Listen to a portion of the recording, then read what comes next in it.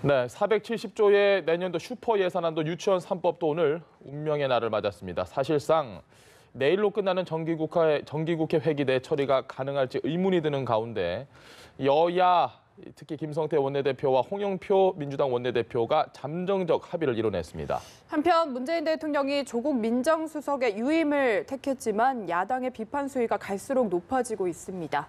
김현 전 더불어민주당 의원, 이상일 전 새누리당 의원과 짚어보겠습니다. 두 분 안녕하십니까? 네, 안녕하십니까? 네, 어떻습니까? 한 40분쯤 전에 한국당과 민주당 원내대표가 잠정적인 합의안을 이끌어냈습니다. 일단 오늘 그 이야기 먼저 들어보시고 이야기 다시 나눠보겠습니다. 네. 여기 왜 이렇게 밀어? 2019년도. 크게 말씀해주세요. 이쪽을 보고 얘기하세요. 네, 다시 할게요. 네. 2019년도 예산안에 대해서 더불어민주당과 자유한국당이 잠정적 합의를 이루었습니다. 그래서 저희가 더불어민주당은 3시, 자유한국당은 3시 30분에 각각 의총을 소집했습니다. 그래서 잠정 합의안을 의총에 보고하고 의총의 추인을 받으면 4시 30분에 저희가 공식 합의 내용을 발표하도록 하겠습니다. 네, 이상입니다. 이 자리에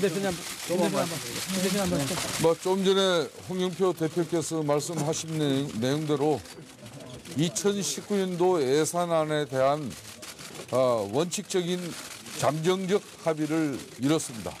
이제 각 당 의원총회에서 이 내용을 보고하고 의원들의 추인을 확보하고 의원들 추인이 실패할 경우에는 이 잠정 합의의 효력은 바로 상실하는 것으로 합의를 또 봤습니다. 이상입니다. 네, 잠정적인 합의안을 이끌어냈는데 바른미래당 원내대표의 모습은 보이지 않습니다. 민주평화당, 정의당 마찬가지고요. 일단 민주당, 한국당만 지금 잠정적 합의를 한 상황 어떻게 보십니까? 일단은 4시 30분 또는 지금 자유한국당의 의총 결과를 봐야 되겠지만 예. 법정 시한을 지금 넘긴 상태 아닙니까? 그리고 또 야당에서 선거구제를 개편해야지만 예산을 처리할 수 있다라고 지금 걸어놓고 있는 상황이어서 예. 제가 볼 때는 만약에 자유한국당 안에서 의총에서 거부된다라면 그 또한 국민들로부터 굉장히 비판을 받을 수밖에 없는 상황에 놓여지기 때문에 그리고 원내대표가 합의하고 온 것을 물론 불과 이제 며칠 안 남은 임기라 하더라도 그거를 뒤엎고 걷어차고 이 상황을 더 어렵게 만들지에 대해서는 제가 볼 때는 한 51일 정도는 그렇지는 않을 것 같다. 추인은 무사하게 추인받을 것이다. 저는 그렇게 좀 전망해 봅니다. 지금 보면 김관영 바른미래당 원내대표가 회의장에서 나갔다고 저희가 알고 있습니다. 네. 이 부분은 우리는 이 안 못 받겠다라는 거죠. 지금. 그런 거죠. 지금 바른미래당, 정의당, 민주평화당 이제 작은 이하 3당이죠. 여기 이 당들은 지금 이번에 내후년 4월에 벌어질 그 총선 앞두고 선거구제 개편에 대한 것을 이번 예산안과 연계를 해서 명시를 하자는 거 아니겠습니까? 그러니까 그 당들이 주장하는 것은 연동형 비례대표제라는 거죠. 예. 그러니까 우리가 국회에서 지역구에 나온 의원 투표하고 또 정당 투표를 하지 않습니까? 그러면 정당의 어떤 투표율에 따라서 비례대표 후보자들의 숫자가, 당선자 숫자가 결정이 되는데 그거를 연동형으로 한다면은 정당 득표율을 30%를 얻는다. 그러면은 국회 전체 의석이 300석이라면 지금 90석을 얻게 된단 말이죠. 근데 작은 정당들은 한 10% 정당 득표를 하면은 30석을 얻게 되는 거죠. 지역구에서 한 명의 당선자가 나오지 않아도 비례대표로 10명의 의원을 배출할 수 있는 이런 제도를 하자는 거죠. 그런데 민주당이나 한국당의 입장에서는 큰 정당이기 때문에 그걸 받아주면 두 당은 지역구에서 많은 의원들이 당선이 될 가능성이 커요.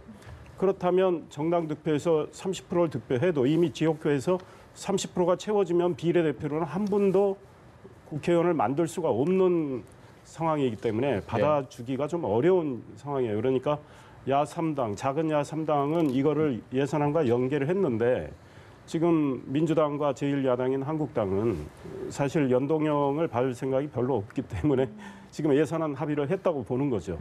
근데 그렇다면은 한국당 입장에서 지금 여당은 법정 시한을 또 지키고 내년 예산을 운영해야 되니까 책임감이 훨씬 큰 상황에 제1야당 입장에서는 잠정 합의를 했다면 제1야당은 뭔가 얻었다고 봐야 되겠죠. 그러니까 지금 한국당은 470조 예산안 규모의 한 1% 정도 감액하자고 그랬어요. 예.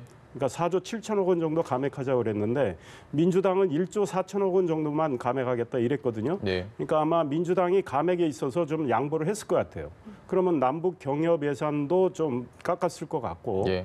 단기 일자리 예산도 좀 깎았을 거고 그다음 공무원 증원 숫자도 정부 여당안보다는 좀 줄였을 거고 예. 이런 생각들이 듭니다. 그리고 한국당이 저출산 관련 예산은 좀 늘리자고 했어요. 예. 그러면 아마 그거 좀 늘려줬을 것 같아요. 이렇기 때문에 합의가 된 건데 한국당 의총에서 작은 야 3당을 배제한 채 여당과 한국당 두 당만으로 충분히 예산안은 처리할 수 있는 숫자는 되지만 예. 굉장히 부담이 있어요. 그래서 아마 반대도 상당히 나올 텐데 의총 결과는 지켜봐야 될 것 같아요. 알겠습니다. 네, 말씀하신 대로 의총 결과를 기다려봐야 하긴 하는데 지금 이번 정부 들어서 민주당과 한국당의 의견이 맞은 게 거의 처음인 것 같거든요. 좀 선거제 개편에 대한 입장이 같았다고 아니 그렇지는 않죠. 지난해에도 여야 합의하에 예. 예산안은 처리가 됐죠. 이틀인가 늦어진 거 외에는 처리가 됐으니까요. 예산안을 두고 그리고 적어도 집권 여당을 10년 정도를 했던 자유한국당이기 때문에 물론 조정하는 국면에서 뭐 밀고 당기는 건 있었지만 저희가 야당 때는 그 시한 안에 다 처리가 됐던 거고요. 예. 그리고 지난번에 뭐 이틀 정도 늦어진 거니까 예산안 처리에 대해서 지금 야당이 선거구제를 걸고 예산안 처리를 안 해주겠다고 하는 게 이상한 일인 거죠, 외려. 그런 거지 지금 예산안 처리와 관련해서 자유한국당하고 더불어민주당이 뭘 어떻게 했다라고 보는 것은 제가 볼 때는 그것도 맞지만 더욱 문제는 앞서 말씀드렸던 것처럼 야당의 행태가 더 문제인 거죠. 김 다른 의원님 야당. 보시기에는 네. 바른미래당이 지금 선거구제를 예산안과 거른 다음에 협상장도 그냥 박차고 나간 건 좀 이건 굉장히 문제가 있다라고 보시는 겁니까? 일단은 뭐 약간 그 자유한국당하고 더불어민주당이 합의에 이끌어 가니까 본인들은 어쨌든 선거구제 갖고 로텐도어레스 계속 농성 중이니까 할 수 없는 입장인 거죠. 당론이 일단은 예산안 처리에 대해서는 합의를 하지 말라는 거니까 나갔다고 봐야죠. 근데 이게 이렇게 되면 굉장히 좀 난처한 것은 정의당은 사실은 그 예산안을 상정하게 되면 예. 본회의장에 들어올 수도 있지 않을까 싶어요. 아예 보이콧하지는 않을 거다라는 시각도 있기 때문에 그러면 이제 바른미래당하고 민주평화당인데 그럼 예산안이 처리된 뒤에 어떻게 할 거냐.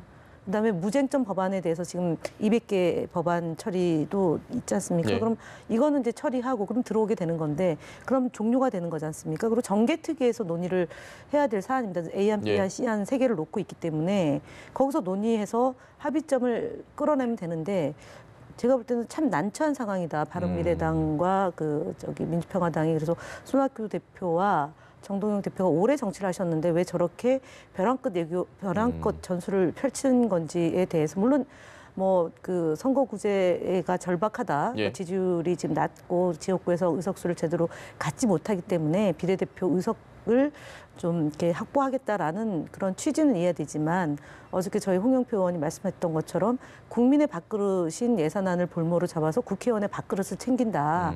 이것은 매우 부도덕한 것이고 정치를 왜곡시키는 것이기 때문에 제가 볼 때는 내일 이제 오늘 합의가 되고 이제 4시 반에 발표를 한다는 걸 가정하에 둔다라면 내일 이제 본회의가 열려서 예산안 처리가 된다. 예. 그럼 바른미래당과 민주평화당도 고민에 빠질 수밖에 없을 것이다라고 전망해 봅니다. 알겠습니다. 네. 선거제 개편 같은 경우에 민주당은 지금까지 뭐 넓은 의미에서 연동형 비례대표제 긍정적으로 검토하고 있다고 했잖아요. 그럼 이 이후의 논의는 좀 어떻게 될 거라고 보십니까? 사실은 지금 작은 야 3당이 저렇게 농성하는 데는 이유가 있어요. 그러니까 의석수를 더 확보하겠다라는 그 소위 실리를 찾겠다는 거 외에도 지금 민주당에서 과거에 계속 연동형 비례대표제 게다가 앞에 권역별을 붙여가지고 이런 걸 하겠다는 이야기를 꽤 했습니다. 그다음에 관련 법안도 민주당의 박주민 의원 등등이 이미 내놓은 게 있어요. 예. 그런데 지금 지지율이 여당이 좀 높고 또 이해찬 현 대표가 뭐 과거에는 권역별 정당 명부 비례대표제를 하자고 그랬지 연동형은 아니다라고 이야기를 하니까 이제 와서 이제 생각이 달라지는 거라고 판단해서 예산안하고 연계한 거죠. 그러니까 작은 야3당 입장에서는 다른 수단이 없기 때문에 그런 이제 건데 사실은 뭐 냉철히 말하면 예산안과 연계하는 거는 그다지 적절하진 않아요. 근데 야3당 입장에서는 그거 외에 다른 수단이 없기 때문에 농성과 연계를 하는 거거든요. 예. 그런데 지금 한국당도 저거를 예산안을 잠정 합의했다면 뭔가 얻었다는 뜻인데 그걸 얻고 선거구제는 밀어놓고 예. 저렇게 할 경우에 좀 부담은 있어요. 그리고 여당도 부담이 있는 게 민주평화당과 정의당은 그동안에 여당의 여러 가지 네, 그랬습니다. 그런데 앞으로는 그 협력 관계에 미묘한 균열이 생길 수도 있습니다. 물론 정개특위에서 별도로 가동이 돼야 되겠지만 예. 지금 이제 그 바른미래당, 민주평화당, 정의당이 요구하는 것은 이번 예산안과 관련해서 여야 합의할 때 어떤 부속합의서 형태로 연동형 비례대표제를 도입하되 뭐 처리 시한은 내년 언제까지로 한다. 뭐 이걸 문구를 명시하자는 건데 네. 지금 민주당도 별로 그럴 생각이 없고 한국당 입장에서도 이거 연동형을 도입을 할 때 이 역시 비례대표 의원을 지금 배출하기 어려워요. 지역구에서는 꽤 당선된다고 보면 예. 그렇기 때문에 의석수가 민주당과 한국당은 줄어든다고 봐야 되는 거거든요. 그러니까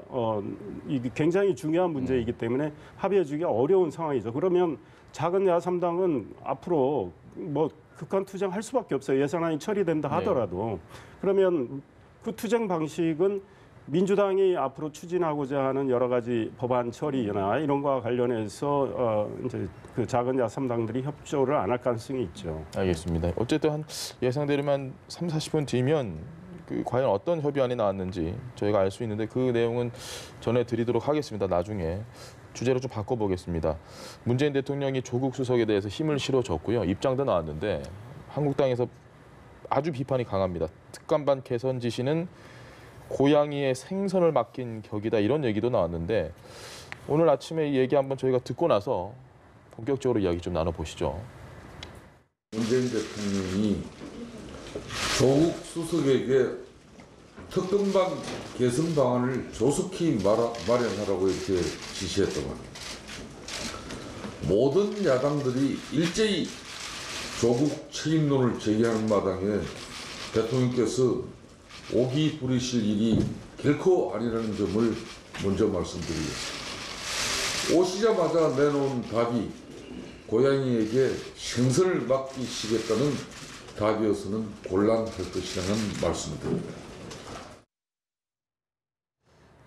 정의당조차도 지금 부적절한 입장을 좀 나타내고 있거든요. 국민 믿음만 방람시킨다. 조수석 유임에 대해서 김 의원의 생각은 어떠십니까?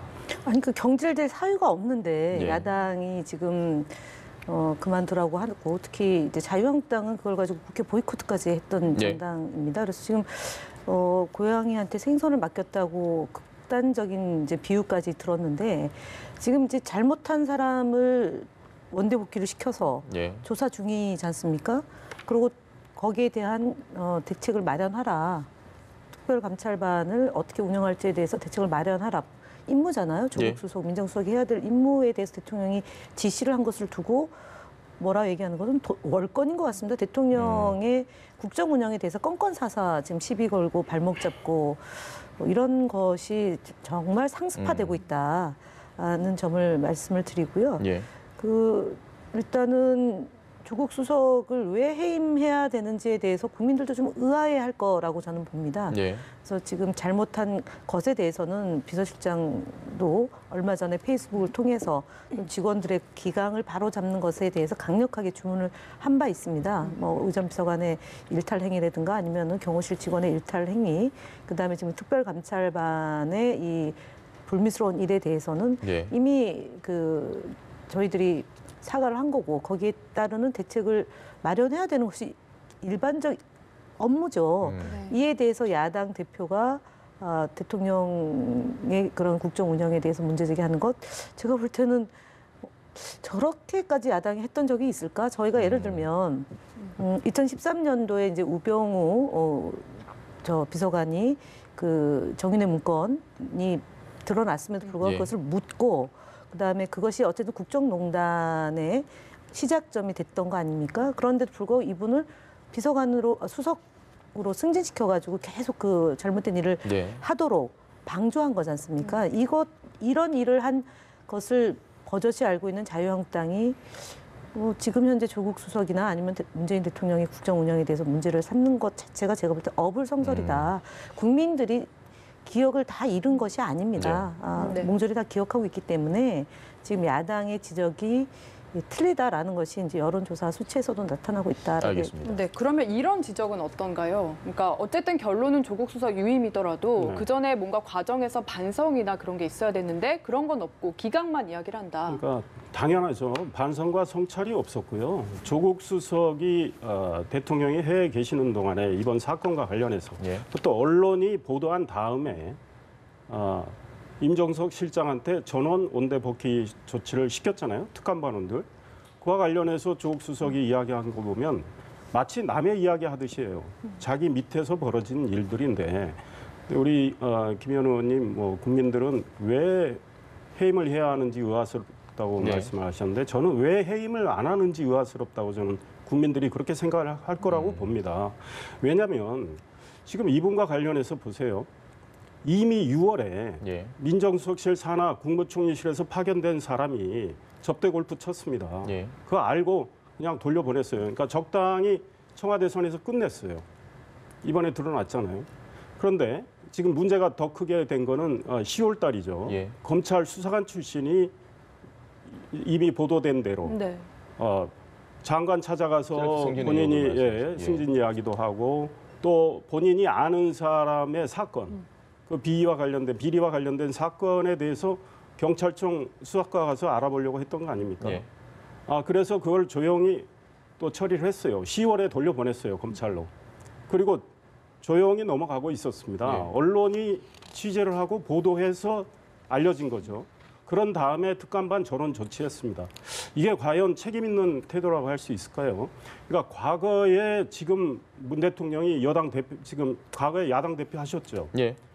만약에 전 정부나 전전 정부에서 이런 일 벌어졌으면 당연히 민정수석 물러나라고 하셨을 거예요. 지금 여당 의원들도. 그다음에 지금 여당 의원 내에서도 한 분이 조홍천 예, 그렇습니다. 예. 이 물러나는 게 맞다고 하는 이야기까지 나오는 상황입니다. 그런데 그리고 당 대변인도 어떤 책임을 져야 한다는 식으로 논평까지 냈어요. 예. 그러다가 이해찬 대표가 이거는 뭐 개인의 일탈로 딱 정리를 하고 조국 수석 지키기에 나서니까 분위기를 이제 바꿔놓고 하니까 지금 여당 내에서 쑥 들어간 거지만 이게 과연 정당당할까? 국민들 이런 생각 하게 될 겁니다. 그러면 예. 조국 수석이 책임을 안 지면 누가 집니까? 이 기강이 이렇게 흐트러진 데 대해서. 그다음에요. 조국 수석은 인사 실패에 대한 책임도 있어요. 대통령께서 취임하신 이후에 장차관 낙마자가 8명이고 인사청문 보고서가 채택 안 된 분이 또 장관이 8명인데 뭐 인사청문 보고서는 논란이 있다고 쳐요. 예. 장차관이 낙마한 경우는 검증 실패 책임은 조국 수석한테 온전히 갈 수밖에 없어요. 그것 때문에 대통령 인사에도 흠이 났단 말이죠. 네. 알겠습니다. 그렇다면 이런 거에 대한 책임을 져야 돼요. 그리고 민정수석이 저는 SNS 활동을 이렇게 활발히 하고 예. 자기하고 상관없는 경제 분야 이야기도 하고 이런 경우는 처음 봤습니다. 알겠습니다. 그래서 조국 수석을 계속 지키다 보면 예. 오히려 국민들의 반감을 미움을 더 사지 않을까 이런 생각합니다. 알겠습니다. 민주당 내에서 분위기는 어떻습니까? 그 부분에 대한 이야기들도 좀 있는데 뭐 조홍천 의원 같은 경우가 했던 얘기가 자체적으로 그래도 좀 조국 수석 입장 표명을 했으면 좋겠다라는 이야기가 나오고 다음에 일제히 다 조국 감싸기로 돌아섰다 이런 지적에 대해서는 어떻게 생각하십니까? 일단은 그 한 분의 그 이제 의사 표시가 있었던 것이고요. 그다음에 예. 야당의 공격과 언론의 보도가 좀 도를 넘어서고 있다는 판단이 들었기 때문에 대표께서 그 일탈 행위이다, 예. 처세의 문제다라고 얘기를 한 것이고요. 그리고 이제 개별 의원들이 입장을 내는 거는 있거나 아니어도 예. 뭐 청와대가 지나치게 공격을 받거나 아니면은 야당으로부터 터무니없는 공세를 받을 때 의원들이 SNS 통해서 의사를 표했던 것은 뭐 어제 오늘의 일은 아니다라는 점을 말씀을 드리고요. 예. 지금 이상일 전 의원께서 말씀을 하셨는데 이것이 보도가 되고 나서 뭐 원대 복귀를 시켰다라고 하는데 언론이 어떻게 알았을까라는 것도 퀘스천 마크 아닙니까? 그 당사자가 직접 얘기를 하고 당사자가 유리하게 또는 네. 사안의 성격과 전혀 다른 것이 흘러나오고 복잡한 상황이 되니까 네. 그것을 청와대는 조사할 수 있는 권한이 없지 않습니까? 예. 그래서 감찰반들을 검찰, 경찰 파견되어 온 사람들 복귀를 시켜서 조사를 제대로 받고 거기서 시시비비를 가리겠다라는 것이 이제 조국 수석의 판단이고 그것이 예. 비서실장에서 승인이 된 거지 않습니까? 여기서 제일 중요한 것은 이 비위 사실이 있는 감찰반을 왜 야당이 감싸고 도느냐. 이 사람의 잘못을 지적을 해야 되는 거지 않습니까? 그리고 네. 공무원인데 이분이 공무원인데 공무원이 다 완벽하게 제 일을 잘하고 있는 건 아니지 않습니까? 지금 우리가 이번 정부가 들어서서 각 분야의 적폐를 청산하겠다. 문화관광부 장관, 문화부도 그렇고 예. 검찰도 그렇고 국방부도 그렇고 각 부처의 적폐를 청산하자는 게 문재인 정부의 촛불 민심을 반영한 거였습니다. 예. 그래서 지금 이 일은 감찰 반원이 잘못한 일입니다. 그래서 잘못한 일을 바로 잡겠다고 하는데 바로 잡는 조국 수석 보고 물러나라라는 얘기는 그건 뭐냐면 이렇게 비위하는 공무원을 감싸고 도는 것이 결과적으로 되는 겁니다. 그래서 지금 조국 수석이 잘못했다라고 얘기하는 점이 예. 이 사람에 대해서 왜 공개하지 않았느냐라고 얘기하는 거지 않습니까? 예. 감찰 반원에 대해서 그러니까 수사 중인 사건에 대해서 피의 사실을 공표하는 거일 수도 있습니다. 어찌 보면. 그렇기 때문에 이 부분에 대해서 검찰이 제대로 수사하는 것을 청와대가 보고 있었던 거고요. 이것이 예. 언론에 보도되고 나서 그렇다면 청와대 근무하면서 이 일이 조사 대상이 될 수 있으니 다 보낸 겁니다. 그래서 예. 조치를 취한 겁니다. 선제적으로 조치를 취한 것에 대해서 선의에 대한 따짐 없이 왜 그건 8월 달이고 왜 10월 달이냐라고 얘기를 한다면 예. 그러면은 죄의 무게가 나오기 전에 이 사람을 거의 이제 현장에서 잡힌 예를 들어서 뭐 음주를 예. 해서 잡힌 사람의 경우는 직권 면직시키지만 따져봐야 될 거 아닙니까? 따져보는 건 알겠습니다. 검찰 경찰의 몫인 거죠. 예. 예, 제가 좀 말씀드리면 예. 그분의 비위에 대해서는 좀 더 감찰해서 따져야죠. 그런데 책임을 이야기하는 거예요. 조국 수석이 이 최고의 그 분야의 책임자입니다. 예. 자기 밑에서 벌어진 일이에요. 그거를 지금 언론이 취재하기 전까지는 청와대만 알았지 아무도 몰랐지 않습니까? 예. 언론이 취재 안 했으면 지금도 그냥 넘어가고 있을 겁니다. 언론이 취재하게 된 배경을 그리고요, 봐야 그 된다는 점을 사람은 뭐 어떻게 말씀드린 겁니다. 이야기했는지 몰라도 저는 야당이 그 사람 감싼 기억이 없어요. 야당이 그분을 언제 감쌌습니까? 그리고 조국 수석에 대해서는 지휘 책임을 묻고 있는 겁니다. 예. 게다가요. 대통령께서 이제 와서 특별감찰반을 개선하는 방안을 마련하라고 하신 것도 뒷북입니다. 왜? 이미 8월에 한 사람이 비위 저질러서 조용히 원대복귀 시켰어요. 전원 다 교체. 총리실로. 예. 아니 전원 교체시킨 건 이번 10월에 예. 사건이 드러난 다음에 언론 보도한 다음에 예. 10월에 또 드러났습니다. 그러면 말이죠. 8월에 이미 첫 번째 그 문제가 드러났을 때 조국 수석이 제대로 조치를 했어야죠. 특별감찰반의 개선 방안을 그때 먼저 마련해서 대통령한테 보고를 해야죠. 그다음에 10월 그게 드러났으면 더 해야죠. 그거 안 하고 있다가 이제 와서 대통령 지시가 내려간다? 그것도 웃기는 거고요. 조국 수석의 평소에 지금 문재인 대통령께서 책임 정치 강조하셨습니다. 근데 이런 거는 대통령이 아무리 이뻐하고 또 측근이라고 해서 감싸는 느낌을 줄 수밖에 없다. 예. 그게 국민의 저는 대체적인 생각이 아닐까 이런 생각을 지금 해봅니다. 그러니까 조국 수석을 흔드는 것은요. 예. 그게 흔드는 지금 게 아니죠. 특별 책임지는 정치를 하라는 재판부하고요. 거죠. 솔직히 들어보시죠. 말하셔야죠. 특별 재판부하고요. 검경 수사권 독립하고요. 그다음 사법부의 지금 국정농단 돼서 지금 대법관들이 구속영장을 청구받아서 지금 실질심사를 하고 있는 거 아닙니까? 이러저러한 사법부 개혁에 대해서 단 한 번이라도 야당이 박수치고 같이 동조한 적이 없습니다. 이상하리만큼 사법부의 국정농단이나 일본에 의한 징용 그 노동자들에 대한 재판이 김앤장까지 지금 압수수색을 받고 예. 있는 상황 아닙니까? 이런 부분에 대해서는 단 한마디 코멘트를 안 하고 지금 조국 수석 밑에 있는 부하 직원들의 잘못이 있어서 그것이 수사를 받고 있는 이것에 대해서 책임지라는 거 아닙니까? 조국 수석이 직접 관련되어 있는 게 아니라 일탈 행위를 한 공직자에 대해서 제대로 감시 감독을 못했다라는 거 책임을 지면 장관 밑에 일하는 국장이 비위 사실이 있습니다. 그럼 장관 물러나야 됩니까? 이런 문제를 갖고 지적을 하는 겁니다. 그렇다면 당대표가 얘기했습니다. 이해찬 당대표가 선거법 위반으로 누군가 잘못을 했습니다. 예. 그다음에 정당법위원 누가 잘못했습니다. 조사를 받고 있고 수사를 받고 있고 구속이 됐다 칩시다. 그럼 당대표가 물러날 사안입니까?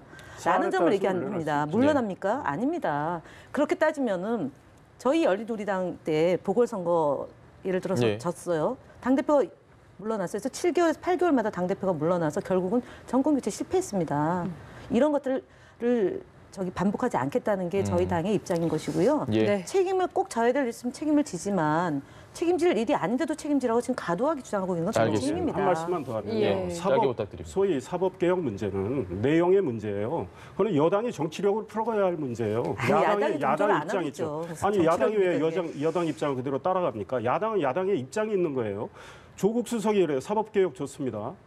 조국 수석의 성과가 있습니까? 그 야당 설득했습니까? 네. 그러니까 대통령까지 직접 게다가 불러서 조국 설득했죠. 수석이 없어서 사법개혁을 못한다는 거는 이 정권의 인재 풀이 그만큼 빈약하다는 거예요. 알겠습니다. 왜냐하면 마무리하시죠, 사법개혁 이제. 예. 훌륭히 할 사람 또 있을 겁니다. 찾으면. 알겠습니다. 네, 정치권만큼이나 조국 수석 유임 문제로 참 뜨거운 오늘 대담이었습니다. 김현 전 더불어민주당 의원, 이상일 전 새누리당 의원과 함께했습니다. 네, 감사합니다. 고맙습니다.